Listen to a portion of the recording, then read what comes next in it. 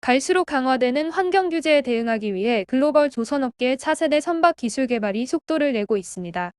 지금은 LNG와 LPG 이중 추진 연료로 환경 규제에 대응하고 있지만 이 역시 탄화수소 계열이기 때문에 탄소를 가지고 있는 한 이산화탄소 배출은 일어나겠죠.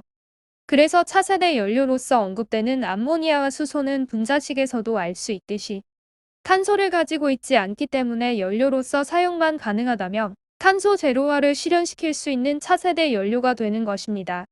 이 암모니아는 연소 속도가 느리지만 연소할 때 탄소를 전혀 배출하지 않아 내연기관 추진체들 가운데서도 선박과 같이 긴 시간 운항에 적합하다고 평가받고 있다는데요. 이렇게 연소할 때 이산화탄소 배출이 전혀 없는 친환경 원료인 암모니아를 사용하는 선박을 두고 유럽, 한국, 일본, 중국이 기술 선점 경쟁에 나서고 있습니다. 한국의 경우 대형 조선 3사는 물론 중형 조선사까지 암모니아 선박 개발에 팔을 걷어붙였습니다. 아직은 기술 개발 초기 단계이지만 암모니아 제조 기술과 연소 최적화 기술 등이 조금씩 발전하면서 이르면 4, 5년 후면 상용화할 것으로 전망되고 있는데요. 암모니아 추진선 기술 개발에 있어 가장 활발하게 움직이는 곳은 삼성중공업이라고 합니다.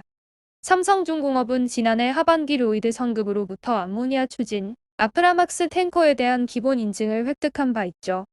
이미 2019년부터 말레이시아 선사 MISC, 반에너지솔루션, 영국의 로이드 선급 등과 관련 기술을 공동 개발해왔던 삼성중공업은 오는 2024년 암모니아 추진선을 상용화한다는 계획입니다. 그리고 많은 선종들 중에 아프라막스급 원유 운반선을 타깃으로 개발을 하겠다는 것인데요. 아프라막스급 유조선 건조에 있어서는 삼성중공업이 가장 경쟁력 있는 조선소로 손꼽히고 있습니다. 암모니아 추진선 개발로 2024년 이후에는 재래식 친환경 할 것 없이 선박 점유율을 높이는 전략으로 삼은 것 같아 보입니다. 대우조선해양 역시 지난해 10월 23,000 TEU급 암모니아 추진 컨테이너선에 대한 기본 인증을 받고 2025년 상용화를 목표로 하고 있으며 현대중공업은 기업 공개를 통해 조달한 자금으로 암모니아 추진선 등 차세대 선박 기술에 투자할 계획이라고 합니다. 하지만 현재 글로벌 조선업계에서 가장 암모니아 추진선 기술 개발에 앞서 있는 곳은 유럽입니다.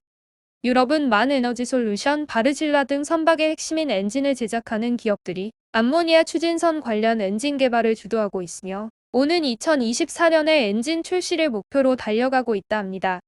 그리고 유럽 다음으로 한국과 중국 그리고 일본 등 주요 조선사들이 있는 국가들과 암모니아 추진선 개발 프로젝트에 광범위하게 참여 중입니다. 일본의 경우 수에즈운하 사건 후 잘 알려진 이마바리 조선, 그리고 일본의 대표 해운사인 NYK 등의 업체들을 통해 지난해부터 암모니아 추진선 및 암모니아 적하 하역 기술 개발 등 종합 프로젝트를 추진하고 있습니다. 국내 조선업계의 최대 경쟁국인 중국도 역시 2019년부터 암모니아 추진선 관련 선형 개발에 집중하고 있는데요. 한중일 모두 차세대 친환경 연료 선박을 선점하기 위해 혈안이 된 듯한 분위기입니다. 하지만 이처럼 글로벌 조선업계가 너도나도 암모니아 추진선 개발에 나서고 있지만 아직 완전한 상용화까진 시간이 꽤 걸릴 전망입니다. 그 이유로는 우선 암모니아에 대한 표준이 아직 완벽히 세워져 있지 않으며 주요 지원 장비의 개발도 미비한 수준입니다. 그리고 무엇보다 암모니아 연료 공급이 부족한 상황이며 충전 시설 또한 부족하기 때문에 이러한 인프라 구축의 한계가 지적되고 있습니다. 마치 전기차와 수소차가 개발이 완료되었음에도 불구하고 인프라 부족으로 아직 일부 지역에서만 운행이 가능한 것처럼 말입니다. 특히 암모니아 추진의 핵심이라고 할 수 있는 부분은 단연 암모니아 가격이 되겠죠. 아무리 빠르고 우수한 기술로 암모니아 추진선을 개발했다 하더라도 가격이 비싸다면 배를 운항하는 선사들은 선박 발주를 하지 않을 것이기 때문이죠. 한국성급 KR 레포트에 따르면 2025년부터 소규모 공장이 등장하여 톤당 650에서 850달러 범위의 암모니아 비용이 발생할 것으로 예상하고 있으며 2030년에는 더 큰 발전소가 건설되면 암모니아 비용은 톤당 400에서 600달러로 떨어질 것으로 예상하고 있습니다. 비로소 2040년이 되어야 조유황유 가격 수준인 톤당 275에서 450달러로 떨어질 것으로 기대하고 있습니다. 그리고 이 기간 동안에 지금 사용되고 있는 저유황유 가격이 더 떨어지게 되면 암모니아 추진선 발주는 더욱 늦어질 것이지만 반대로 기존 연료 가격이 높아지거나 암모니아 생산 설비 인프라들이 더욱 확대된다면 암모니아 추진선 도입 시기는 예상 이상으로 빨라질 수도 있는 겁니다. 그러나 이러한 변수들을 고려하지 않고 글로벌 업계가 공격적으로 기술 개발에 나서고 있는 만큼 이러한 약점들은 빠르게 보완할 수 있을 것으로 업계는 내다보고 있습니다. 그리고 암모니아 다음으로 연소 시 이산화탄소 배출이 전혀 없는 청정 대체 연료가 바로 수소인데요. 이 수소는 기체 상태인 수소를 운송하기 위해서 영하 253도로 액화시키거나 압축해 부피를 줄여야 합니다. 천연가스를 영하 163도로 액화를 시켜서 운송하는 것이 LNG 운반선인 것은 잘 아시죠? 수소는 천연가스보다 더욱 낮은 온도에서 액화시켜 운송하는 것은 LNG선보다 더욱 높은 기술을 요구할 뿐만 아니라 비용도 많이 들기 때문에 채산성이 떨어집니다. 그러나 암모니아로 눈을 돌려볼까요?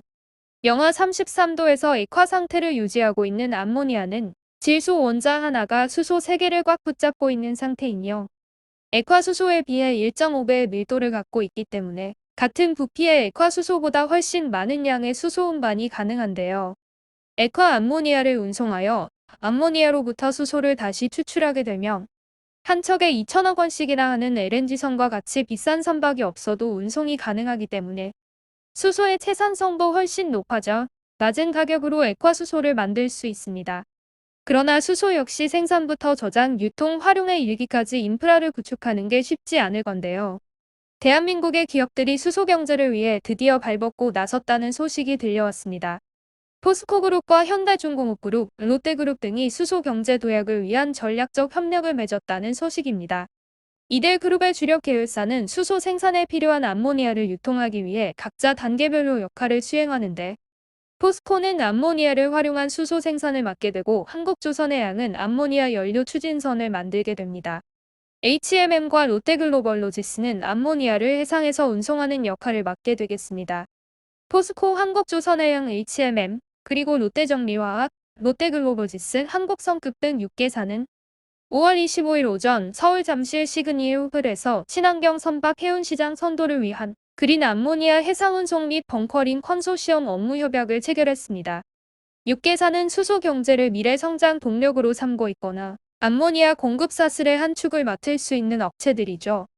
이들 업체가 협력에 나설 경우 각자 잘하는 일을 나눠서 수행하여 서로 이득을 얻을 수 있는 윈윈 전략인 것입니다. 이러한 협력이 차질 없이 진행된다면 대한민국 수소 경제를 현실화하는 암모니아 밸류체인을 구축하게 됩니다. 수소 경제 또한 계획대로 진행되면 30년 뒤인 2050년에는 지금보다 8배나 많은 수요가 전망된다고 하니 암모니아 생산이 범세계적으로 확산되는 것은 그렇게 멀지 않은 것 같습니다. 오늘은 친환경 연료인 암모니아와 수소에 대해 알아보았는데요. 이제 암모니아와 수소 얘기가 들려오면 귀를 기울여 봐야겠죠? 오늘의 영상이 유익하셨다면 구독과 좋아요, 그리고 알람 설정 부탁드립니다. 감사합니다.